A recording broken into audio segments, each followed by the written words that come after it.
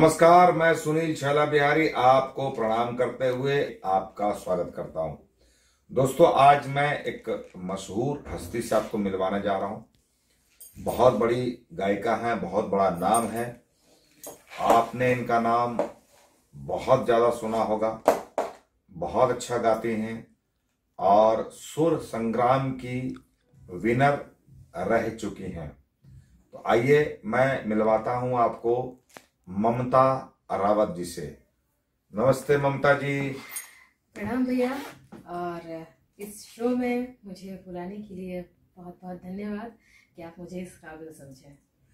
हमने शो में बुलाया नहीं है। दरअसल बात यह है, मैं ये आज की बात आपको बता देता हूं अपने चाहने वालों को कि MH1 एक चैनल है जो भोजपुरी में अभी इन्होंने शुरुआत की है। क्या MH1 दिल से? हाँ, ऐसा कुछ है। दिल से भोजपुरिया। दिल से भोजपुरिया। वहां पे हम लोग शूटिंग में आए हैं, सभी भोजपुरी कलाकार आए हुए हैं। तो ये बड़ा अच्छा मौका है, बड़ा अच्छा संजोग है। और आप तो जानते हैं कि मैं तो अंगिका का गायक हूं, लेकिन जब भी भोजपुरी का कोई कार्यक्रम होता है उसमें मुझे बुलाया जाता है तो मैं अपने आप को बहुत ही खुशकिस्मत समझता हूं।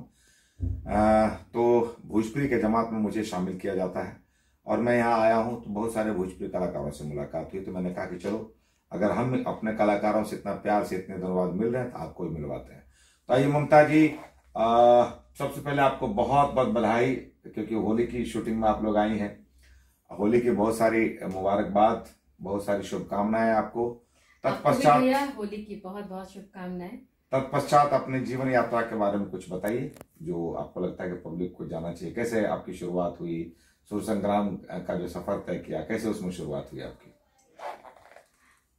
देखिए, सबसे पहले तो दर्शकगण, जिस रियलिटी शो से मैं सामने आई, दुनिया के सामने एक पार्श्व गायिका के रूप में मैं नजर आई, लोगों ने मुझे, मेरी आवाज़ को पसंद किया और मुझे बहुत प्यार दिया, बहुत वोट दिए हैं आप लोग मुझे। तो thanks to all of you कि आप लोग मुझे बहुत वोट दे के मुझे मतलब एक नहीं दो शो में विनर बनाए हैं। तो आप लोगों का तहे दिल से शुक्रिया। और हाँ, ये जो सफ़र है, इस सफ़र में आज जो सिंगर्स मतलब सोशल साइट्स के ज़रिए बहुत जल्दी हाइप हो जाते हैं, उनको एकदम एक बाउंस की तरह स्टारडम मिल जाता है। हम लोग अभी से 10 साल पहले की बात मैं कर रही हूँ, 2010 की, उस समय ऐसा कुछ नहीं था भैया। था वो यूट्यूब भी था, तब फेसबुक भी था, पर इतने प्रचलन में नहीं था। जो अभी लोग जानने लगे हैं, इतना कुछ नहीं था, तो इतने चलन में नहीं आया था वो। तो उस समय क्या था कि हम लोग लगभग लाखों की भीड़ में हम लोग ऑडिशन दिए हैं और उस ऑडिशन को हम लोग फेस करके एक कंपटीशन में हम लोग एक स्थान प्राप्त किए हैं। बहुत मेहनत किए हैं, जद्दोजहद बहुत हुई है, दिन को दिन नहीं और रात को रात नहीं समझा है हम लोगों ने, और तब उस रियलिटी शो की विनर बनी हूँ। तो ईश्वर की कृपा है और अपनी मेहनत है, माँ पिता का आशीर्वाद है, आप लोगों का आशीर्वाद है कि आज जो कुछ भी हूँ। और हाँ, मैं अपने जितने भी श्रोतागण हैं और जो दर्शकगण मुझे देख रहे हैं अभी, उन लोगों से मैं यही कहना चाहूँगी कि तुरंत आके एक बाउंस में सेलिब्रिटी बनने की कोशिश मत कीजिएगा कभी भी। रियाज करके आइए, तैयारी के साथ आइए, क्योंकि आप एक झटके से स्टारडम तो पा सकते हैं, पर आप उस चीज को कायम नहीं रख पाएंगे। ये मजेदार बात। आपने कहा 2 शो का विनर रहे, किस शो का? एक सुर संग्राम में जी, और एक भारत की शान 2। भारत की शान 2। हाँ, ये हिंदी शो था, डीडी नेशनल में आता था। अच्छा, डीडी नेशनल। हाँ, अच्छा, तो उस शो की मैं विनर थी। सुर संग्राम में कितना मिला था वो विनर बनने के बाद? ये राशि तो मैं नहीं बता पाऊंगी क्योंकि अच्छा। अभी उसके बाद भोजपुरी फिल्मों में गाना वाना चल रहा है? कितना गाना भोजपुरी फिल्मों में गाए आप? अभी तक भोजपुरी फिल्मों का जो सफर है वो कुछ 200-250 फिल्मों का मेरा सफर मैंने तय किया है। और उसमें रिलीज जो फिल्म है, हाँ, नॉन रिलीज तो अलग है। अच्छा। और जो रिलीज हो चुके हैं वो कुछ 100 के आंकड़े में, 100 अच्छा। फिल्मों का आंकड़ा हो चुका है। वाह। और इसके अलावे मैं 16-17 भाषाओं में गा रही हूँ। वाह। तमिल, तेलुगु, कन्नड़, मलयालम, बांग्ला, नेपाली, हिंदी, इंग्लिश, संस्कृत, खोरठा, नागपुरी, बुंदेलखंडी, मैं बहुत सारे भाषाओं में गा रही हूँ और कोशिश करती हूँ कि मैं अपने भोजपुरी का, अपने झारखंड का नाम रोशन करूँ। कुछ सुनाइए हमारे दर्शकों को। अब आपके गुलदस्ते में जो एक से एक फूल है उसमें से कुछ फूल इन्हें भी प्रस्तुत किया जाए।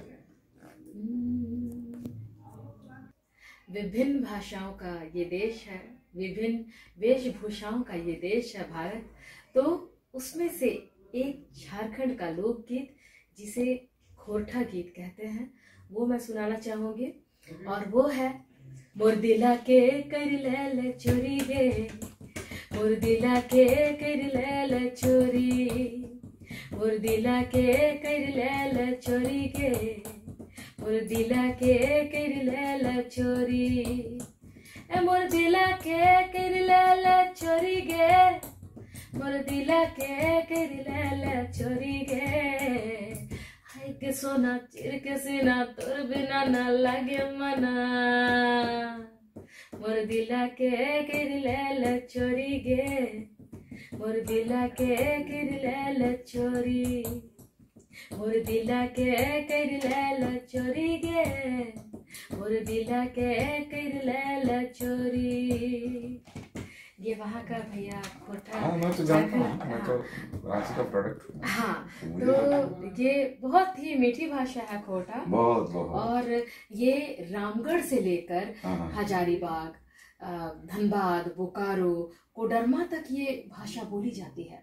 मतलब झारखंड का मुझे लगता है एक बहुत बड़ा भूभाग। नहीं, मुझे तो ऐसा लगता है कि जो जगह का नाम आप बता रही है तो नागपुरी चलता होगा, खोरठा तो ये देवघर, दुमका, बोकारो साइड चलता है, ऐसा? नहीं, रामगढ़ से रांची से 40 किलोमीटर दूर रामगढ़ से स्टार्ट होता है ये खोरठा। अच्छा। जो कि हजारीबाग होते हुए अच्छा बोकारो, और रांची में नागपुरी, पेटरवार, गोला, रजरप्पा और कोडरमा तक खोरठा बोली जाती है। रांची में नागपुरी। हाँ, सादरी नागपुरी, छिट नागपुरी जिसको कहते हैं। तो नहीं, ये तो ठीक है, बहुत और अच्छा। रांची में मोस्टली हिंदी बोली जाती है। वहाँ की जो कुछ भोजपुरी सुनाइए, क्योंकि दर्शक तो भोजपुरी वाले हमारे इधर के लोग देखेंगे, ये तो इस बार हमको लोग झारखंड में देखेगा, अच्छी बात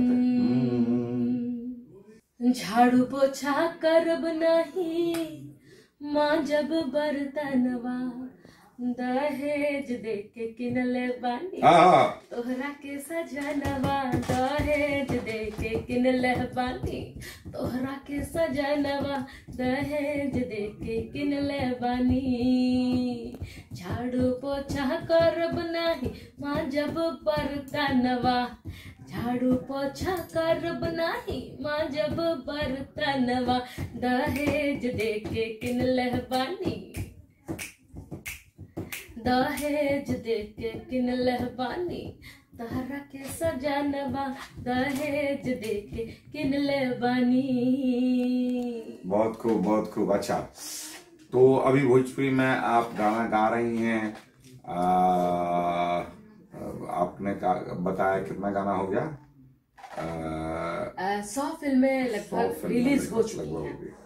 अच्छा, अपने दर्शकों को कुछ और अच्छी बात बताना चाहते हैं जो अभी तक आपने दर्शकों को नहीं बताया है?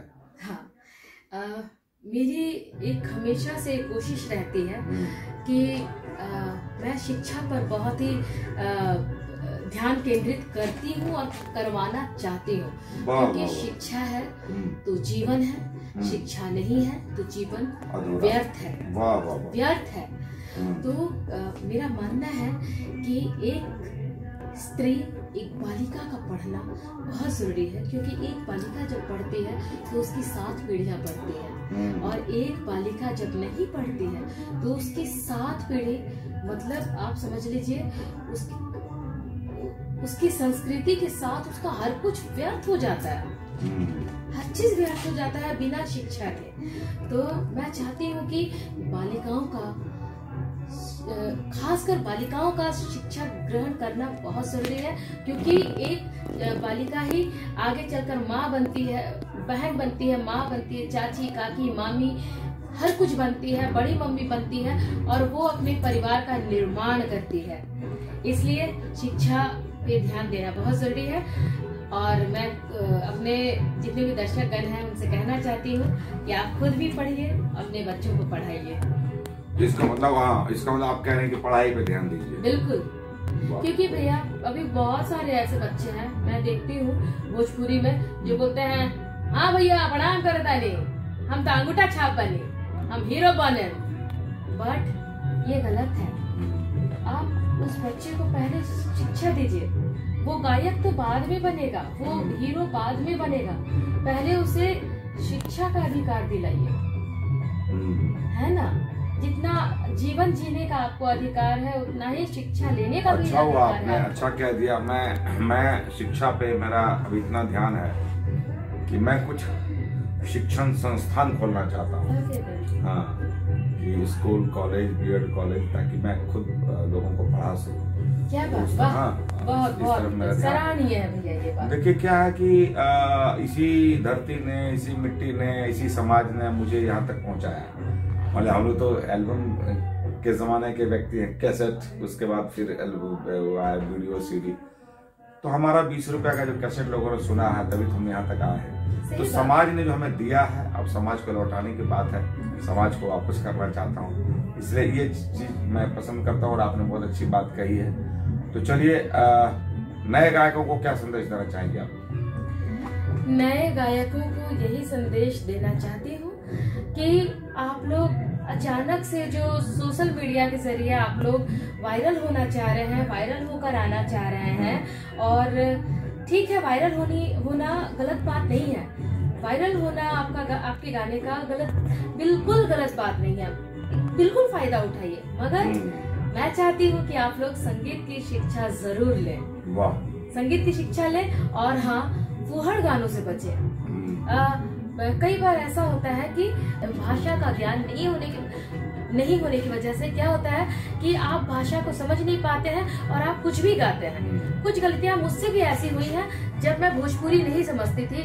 मैं बहुत फ्रैंकली होकर बोलूंगी, इस बात को स्पष्ट बोलूंगी कि एक समय ऐसा था कि मैं भोजपुरी बिल्कुल नहीं समझती थी, तो मुझसे म्यूजिक डायरेक्टर्स कुछ भी गवाए हैं। पर जब मुझे भाषा की जानकारी हुई, और जब मैं ये जान गई कि अच्छा इस शब्द का ये मीनिंग होता है, मैंने उन गानों को ना कहना शुरू किया।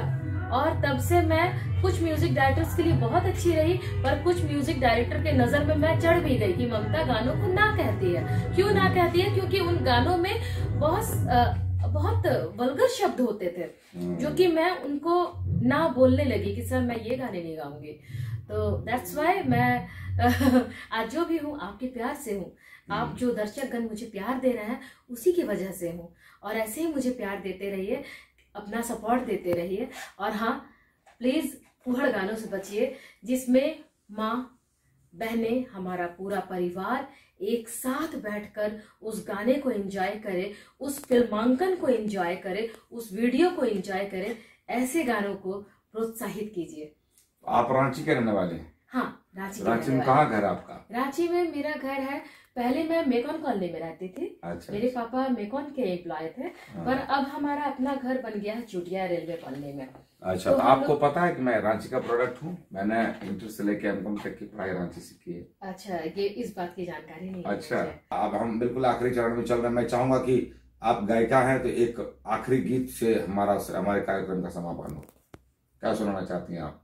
कोई फिल्म का गाना, या कोई आपके जितने भी आपने गाने गाए हैं, सबसे जो हिट गाना आपको लगता है पब्लिकली, वो सुनाइए पब्लिक को।